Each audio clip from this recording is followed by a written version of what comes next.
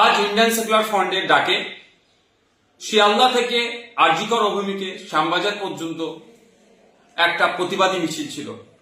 আরজিকর কাণ্ডে ব্যর্থ এবং প্রিয়াঙ্কা হাসদার খুনিদের গ্রেফতার করতে ব্যর্থ, পুলিশি অরাজকতা, পুলিশি নির্যাতনের খুন, স্বাস্থ্য ব্যবস্থায় যে তলানিতে চলে গিয়েছে, আইন শৃঙ্খলা রক্ষা করতে ব্যর্থ রাজ্যের পুলিশ মন্ত্রী ও রাজ্যের স্বাস্থ্যমন্ত্রীর পদত্যাগের দাবি নিয়ে আমরা এক প্রতিবাদী মিছিলের ডাক দিয়েছিলাম।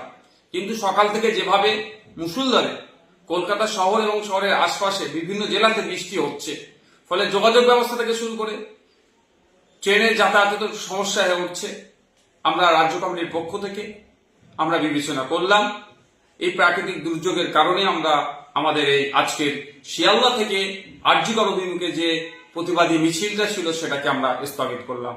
অতি শীঘ্রই পরবর্তী তারিখ আপনাদের জানিয়ে দেওয়া হবে।